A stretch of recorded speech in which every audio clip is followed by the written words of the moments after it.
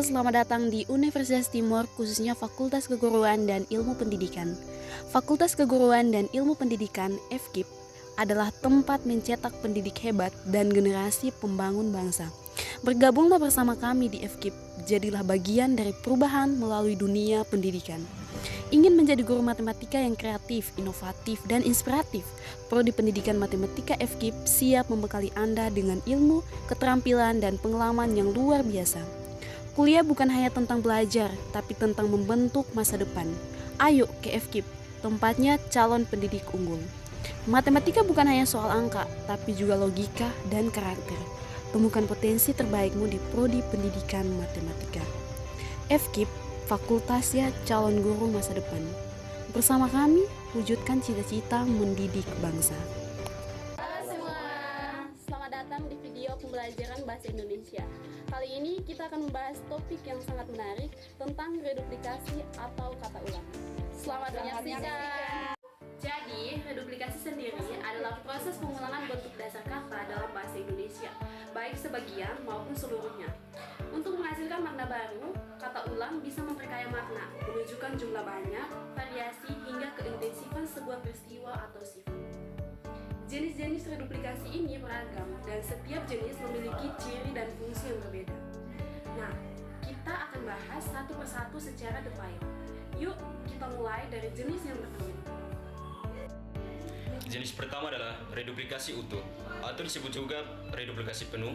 Dalam jenis ini, seluruh bentuk dasar kata diulang tanpa ada perubahan apapun.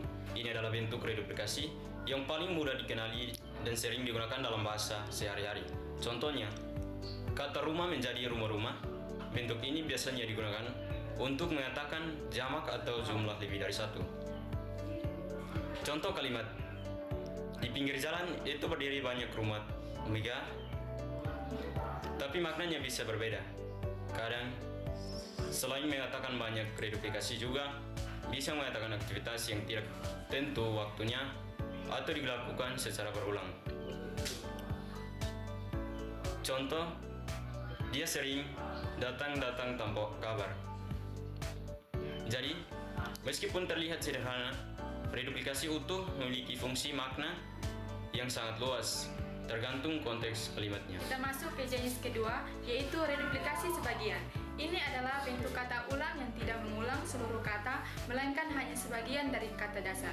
Biasanya, yang diulang adalah suku kata awal, dan hasilnya sering menjadi bentuk kata yang sudah menyatu secara leksikal atau menjadi kosakata baku dalam bahasa Indonesia. Contohnya, kata laki menjadi laki-laki, kata orang menjadi kerabat orang. Tidak langsung kelihatan, tapi ini bentuk lama dari kata seperti saudara, kerabat. Kata-kata seperti lelaki atau pepohonan sudah dianggap sebagai satu kesatuan kata, meskipun berasal dari bentuk pengulangan sebagian. Baik, sekarang kita masuk ke jenis ketiga, yaitu reduplikasi berimbuhan.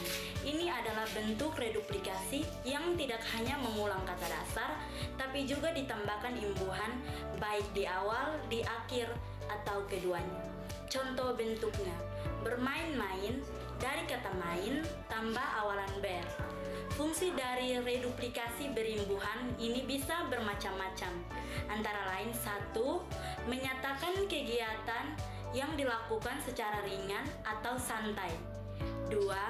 Menyatakan kegiatan yang dilakukan secara berulang-ulang.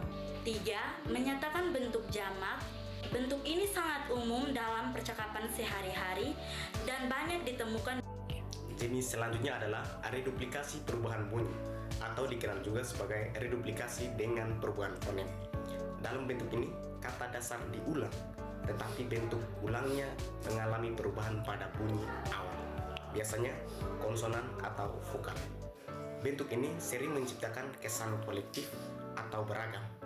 Contohnya, sayur mayur, menunjukkan berbagai jenis sayuran. Contoh dalam kalimat, di pasar tradisional tersedia aneka sayur mayur segar. Makna kata ini sering lebih luas daripada bentuk dasarnya. Misalnya, sayur hanya satu jenis, tetapi sayur mayur berarti semua jenis sayur.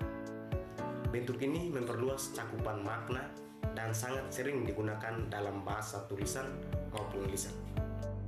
Jenis terakhir sebelum kita simpulkan adalah reduplikasi semu. Ini adalah jenis yang tampak seperti kata ulang, tapi sebenarnya bukan hasil dari pengulangan bentuk dasar. Kata-kata ini tidak bisa diurai menjadi bentuk dasar yang mandiri dan tidak mengalami perubahan makna dari hasil ulang. Kata ini berdiri sebagai unit tunggal dalam kamus, contohnya kupu-kupu, laba-laba. Misalnya kita tidak bisa mengambil kupu sebagai kata yang bermakna sendiri. Jadi kupu-kupu bukanlah kata ulang dari kupu, melainkan memang satu kata utuh yang bentuknya berulang secara sama. Kesimpulan dari materi reduplikasi atau kata terdiri dari beberapa jenis. Yang pertama, reduplikasi utuh yaitu pengulangan seluruh kata dasar. Yang kedua, reduplikasi sebagian yaitu pengulangan sebagian suku kata. Yang ketiga, reduplikasi berimbuhan yaitu kata ulang yang diberi imbuhan. Yang keempat, reduplikasi berubah bunyi yaitu pengulangan dengan perubahan fonem. Yang kelima, reduplikasi semu yang hanya tampak seperti kata ulang tapi bukan. Fungsi dari reduplikasi sangat beragam. Bisa untuk menyatakan jumlah banyak atau jamak, menunjukkan keragaman, menyatakan kegiatan berulang, hingga menekankan makna suatu kata. Terima kasih sudah